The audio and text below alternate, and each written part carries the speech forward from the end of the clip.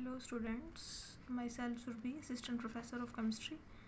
जो आज हम अपना टॉपिक पढ़ेंगे वो है हमारा methods of preparation of alkenes. क्या है? Methods of preparation of alkenes. इसका मीनिंग क्या है? हमने एल्कीन बनाना है। मेथड्स ऑफ प्रिपरेशन मतलब प्रिपेयर करना है। क्या प्रिपेयर करना है हमने? एल्कीन। एल्कीन को बनाना है, इसको हम बोलेंगे methods of preparation of alkenes. तो सबसे पहला मेथड जो हमारे सिलेबस में है वो है dehydro halogenation of alkyl halides. Alkyl halides आप लोगों को पता होना चाहिए कि एल्काइल हैलाइड होते क्या हैं। एल्काइल हैलाइड का एग्जांपल हम कोई भी ले लेते हैं, जैसे CH&X।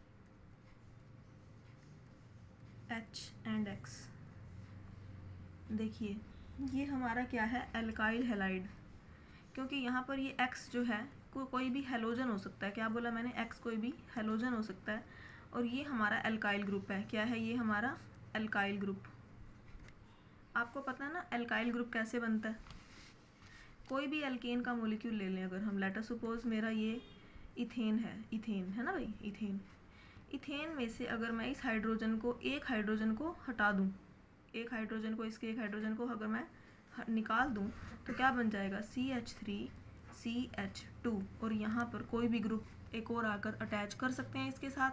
क्यों? क्योंकि अगर यहाँ से मैं हाइड्रोजन को हटाऊंगी तो कार्बन की वैलेंसी पूरी करने के लिए इसको एक चीज़ और चाहिए यहाँ पर, ठीक है ना। तो इसीलिए यहाँ पर हम ऐसे बॉन्ड बना देंगे, किसी भी ग्रुप के साथ हम इसको यहाँ पर अटैच कर सकते हैं। तो ये ग्रुप हमारा क्या कहलाएगा? Alkyl group. एल्काइल ग्रुप समझ में आया आपको? एल्कीन में से अगर मैं हाइड्रोजन को हटा दूं तो क्या बन जाएगा? एल्काइल। ठीक है, एल्कीन में से हाइड्रोजन को हटा दिया जाए तो क्या बन जाएगा? एल्काइल। हमने क्या करना है? डीहाइड्रोहैलोजिनेशन ऑफ एल्काइल हैलाइड्स। मतलब ध्यान देना, डीहाइड्रोहैलोजिनेशन, डी वर्ड आते ही समझ जाओ हटा दो। डी मतलब रिमूव कर देना, remove, remove. Okay. Hydro, hydro means hydrogen, halogenation that means halogen. इसका क्या मीनिंग है? डी मतलब हटा दो, हाइड्रोजन को हटा दो और हैलोजन को हटा दो। अब हमारे पास एल्काइल हैलाइड है, ये हमारा एल्काइल हैलाइड है। हमने एल्काइल हैलाइड का क्या करना है? डीहाइड्रोहैलोजिनेशन ऑफ एल्काइल हैलाइड। इस एल्काइल हैलाइड का हाइड्रोजन भी हटा दिया जाए और हैलोजन भी हटा दिया जाए और हाइड्रोजन भी हटा दिया जाए। बात समझ में आ रही है? बोलो भाई। तो आप अब इस दोनों को अगर हम हटा देंगे तो देखिए, हटाओ, हटा दिया मैंने। अब कार्बन की वैलेंसी कितनी होती है? 4। इसको पूरा करने के लिए यहाँ पे एक बॉन्ड बनाना पड़ेगा। हमारा एल्कीन बन गया। कोई भी एग्जाम्पल हम ले लें, लेटर सपोज CH3CH2Cl। KOH के साथ ये रिएक्शन हम करवाते हैं, अल्कोहलिक KOH के साथ। ठीक है, ये इसके साथ हम इस रिएक्शन को करवाते हैं। ये हमारा यहाँ पर रिएजेंट है। अब यहाँ पर हमने क्या करना है? डीहाइड्रोहैलोजिनेशन। इस हाइड्रोजन को हटा दो एक, और इस हैलोजन को हटा दो। क्या बन जाएगा? CH3CH, हाइड्रोजन हटा दिया ना। Cl को देखिए बच्चे, यहाँ एक चीज़ ध्यान से देखिए दोबारा से। CH3CH2Cl है। हमने क्या करना है? हाइड्रोजन को हटाना और हैलोजन को हटाना। देखो इस हाइड्रोजन को नहीं हटाना, क्योंकि ये Cl तो इस कार्बन के साथ अटैच है ना, और हाइड्रोजन भी इस कार्बन के साथ ही अटैच है। तो एक ही कार्बन के हाइड्रोजन को और हैलोजन को नहीं हटाना, साथ साथ वाले के कार्बन के हाइड्रोजन को और कार्बन के हैलोजन को हटाना है। मतलब मैं ये कह रही हूँ कि अगर इस कार्बन के हमने हाइड्रोजन को हटाया है तो इस कार्बन के हैलोजन को हटाना है। ऐसा नहीं कि एक ही कार्बन के हाइड्रोजन को भी हटा दो और हैलोजन को भी हटा दो, ऐसे नहीं करना। ठीक है, तो अब आप इसके हाइड्रोजन को हटाएंगे, क्या बन जाएगा? CH2। ठीक है, इसके किसको हटाना है? इस कार्बन के हैलोजन को हटाना है, तो क्या बन जाएगा? CH2। हमने यहाँ से हाइड्रोजन हटा दिया, दिख रहा है आपको? ठीक है, इस कार्बन का हैलोजन हटा दिया तो यहाँ पर वैलेंसी पूरी करने के लिए डबल बॉन्ड लग गया, हमारा एल्कीन बन गया। ठीक है, तो हमारा ये एल्कीन कौन सा है बताओ? इथाइलिन। इथाइलिन तो इसका क्या हो जाएगा? Common name.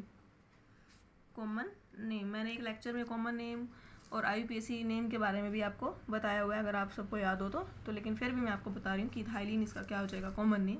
और अगर मैं इसके IUPAC नेम की बात करूं तो IUPAC नेम इसका क्या हो जाएगा भाई, इथीन। ओके, तो अब हम इसके मैकेनिज्म के बारे में स्टडी करेंगे। क्या बोलेंगे, मैकेनिज्म। इस रिएक्शन का मैकेनिज्म, किस तरह से ये रिएक्शन की जाती है। देखिए, हमने अपना एल्काइल हैलाइड ले लिया, है ना, एल्काइल हैलाइड है ना, ये हमारा कौन सा ग्रुप है, एल्काइल ग्रुप, और यहाँ पर हमारा कोई भी हेलोजन लगा हुआ है, तो इसलिए हम इसको क्या बोलेंगे, एल्काइल हैलाइड। हमने रिएक्शन किसकी प्रेजेंस में करवाई थी, बताओ भाई, एल्कोहलिक KOH की प्रेजेंस में। तो KOH एल्कोहलिक की प्रेजेंस में क्या आपको पता है KOH को हम किस तरह से लिख सकते हैं, K positive plus OH negative लिख सकते हैं ना इसको। भाई सीधी सी बात है, अगर आपके पास NaCl है तो आप उसको कैसे लिख सकते हो, Na positive plus Cl negative. आपके पास वाटर का मॉलिक्यूल है, आप उसको कैसे लिख सकते हो, H positive plus OH negative. इसी तरह से अगर आपके पास KOH है तो आप उसको कैसे लिख सकते हो, K positive plus OH negative. ठीक है, और आपको ये भी पता है कि ये OH नेगेटिव क्या है यहाँ पर, base, it is a base. ठीक है ना भाई, अब आपको बेस दे दिया मैंने यहाँ पर। याद रखिए बेस का मेन पर्पस क्या होता है, बेस का काम क्या होता है, base proton abstraction, proton abstraction. Always याद रखना जिंदगी में क्या, कि बेस का काम होता है हमेशा प्रोटॉन को एब्स्ट्रैक्ट करना। एब्स्ट्रैक्ट करना मतलब ले लेना, कि बेस हमेशा प्रोटॉन को अपने अंदर ले लेता है। देखिए,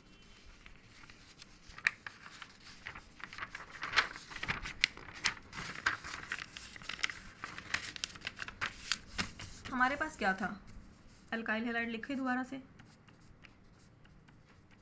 लिख लिया एल्काइल हैलाइड। बेस, यहाँ पर बेस क्या है, OH नेगेटिव। यहाँ से बेस आया, मान लो बेस क्या करेगा, इस प्रोटॉन को ले लेगा।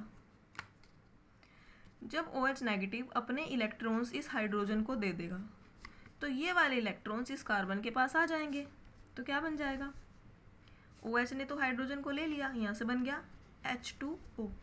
ठीक है ना भाई, प्लस ये वाले इलेक्ट्रॉन्स किसके पास चले गए, इस कार्बन के पास। यहाँ पर इलेक्ट्रॉन चले गए तो नेगेटिव चार्ज लगा दिए, क्योंकि ये इलेक्ट्रॉन्स किसने ले लिए, कार्बन ने ले लिए। यहाँ पर एज इट इज हमने इसको ऐसे लिख दिया। अगर ये वाले इलेक्ट्रॉन्स यहाँ पर जाकर बॉन्ड बनाएंगे तो इस कार्बन के पास कितने बॉन्ड बन जाएंगे, अगर यहाँ एक बॉन्ड बन जाए, मान लो, सुनिए, अगर यहाँ पर एक बॉन्ड बन जाए तो इस कार्बन के पास टोटल कितने बॉन्ड हो जाएंगे, 1 2 3 4 तो ऑलरेडी थे, तो 5 हो जाएंगे। दैट इज इम्पॉसिबल, क्योंकि कार्बन हमेशा कितने बॉन्ड बनाता है, 4। तो इसलिए यहाँ से इस हेलोजन को रिमूव होना पड़ेगा अगर ये यहाँ पर बॉन्ड बनाता है। तो क्या बन जाएगा, C डबल बॉन्ड C, बाकी सारा एज इट इज। तो ये हमारी क्या बन गई, एल्कीन। तो ये इसका मैकेनिज्म था। तो आपको ये बात समझ में आई, ठीक है। अब देखो, अब हम बात करते हैं एनर्जी की। क्या एनर्जी, वो कह रहा है कि ऐसा क्यों हुआ जो है हमारा, देखिए एल्कीन भी बनी, सुनिए एक बार, और क्या क्या बना साथ में, आपको पता हो तो। OH ने प्रोटॉन एब्स्ट्रैक्ट किया था, वाटर बना है ना साथ में, तो इसको भी लिखो भाई, इसको क्यों छोड़ा आपने, वाटर भी लिखो, एल्कीन भी बनी है, वाटर भी बना है। X नेगेटिव यहाँ से निकला है कि नहीं निकला, निकला है ना, तो इसको भी साथ में लिखो, प्लस X नेगेटिव।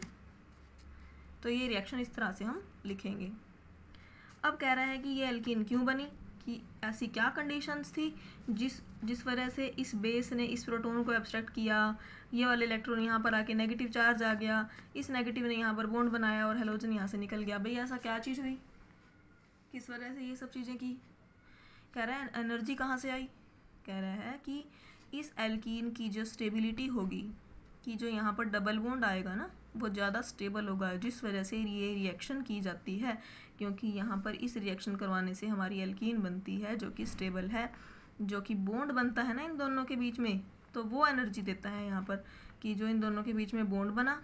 ठीक है, दूसरा ये है कि सेकंड बॉन्ड बना किस किस के बीच में,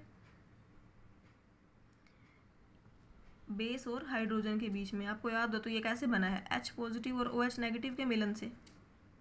तो बेस ने क्या किया था, प्रोटॉन को एब्स्ट्रैक्ट तो जो यहाँ पर एनर्जी मिली है इसको बनने की, तो वो एनर्जी कहाँ से मिली कि डबल बॉन्ड की स्टेबिलिटी ज़्यादा थी इस वजह से, और यहाँ पर इन दोनों के बीच में बॉन्ड बना है जो कि वाटर बना है उस वजह से, और यहाँ से X नेगेटिव आयन भी निकले हैं जो कि बहुत ज़्यादा इनकी सोल्वेशन हो जाती है, इजीली क्या हो जाती है, इनकी सोल्वेशन हो जाती है।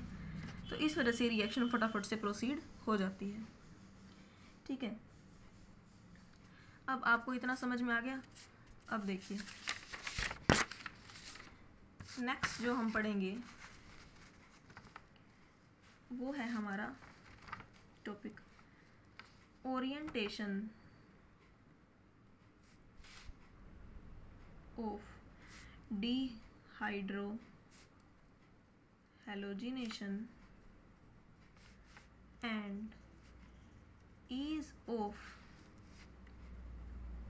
formation of alkenes। इस सारे टॉपिक को हम रीजियो केमिस्ट्री भी कहते हैं। क्या कहते हैं बोलो भाई? Regio chemistry.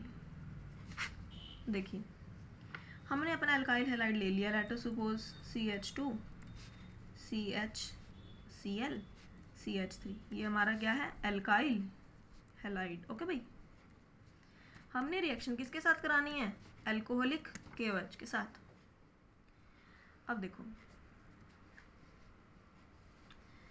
आपको पता हो तो क्या होता है कि हाइड्रोजन निकलता है और हैलोजन निकलता है। लेट अस सपोज इस वाले हाइड्रोजन को निकाल दूं और इस Cl को निकाल दूं भाई, इस कार्बन के हाइड्रोजन को और इस कार्बन के Cl को निकाल दूं तो क्या बनेगा बताओ?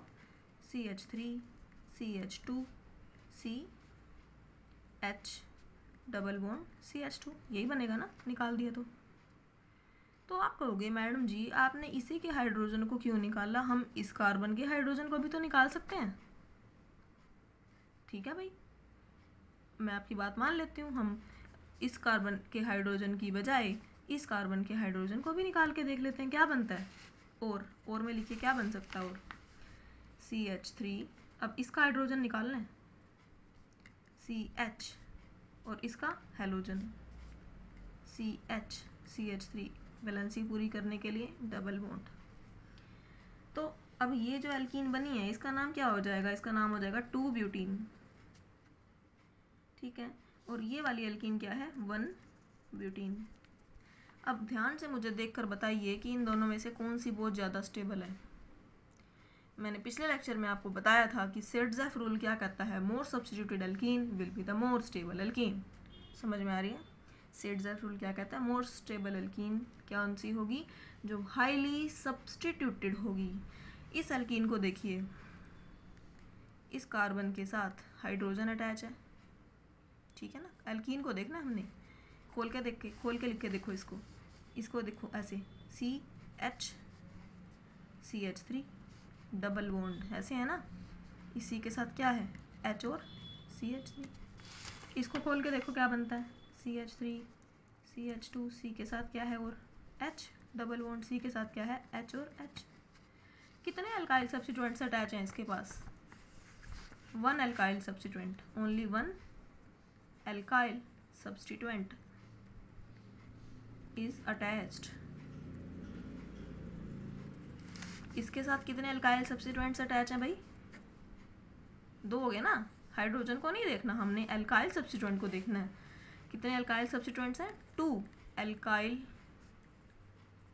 Substituents are attached. तो कौन सी इन दोनों में से ज़्यादा सब्स्टिट्यूटेड है? ये वाली ना, क्योंकि 2 अल्काइल सब्स्टिट्यूएंट हैं। तो highly substituted alkene will be the more stable alkene. तो out of 1 butene and 2 butene it is more stable. तो ये क्या हो जाएगा? 2 ब्यूटीन इज मोर स्टेबल, है ना। ये क्या हो जाएगा? लिख लिया इसके ऊपर, मोर स्टेबल। और 1 ब्यूटीन क्या हो जाएगी? Less stable. तो कौन सी ज़्यादा बनेगी? मेजर प्रोडक्ट कौन सा होगा? ये वाला। और ये क्या हो जाएगा? Minor product. ये हो जाएगा मेजर प्रोडक्ट और 1 ब्यूटीन क्या हो जाएगा? Minor product. आपको समझ में आ रहा है? हाँ जी।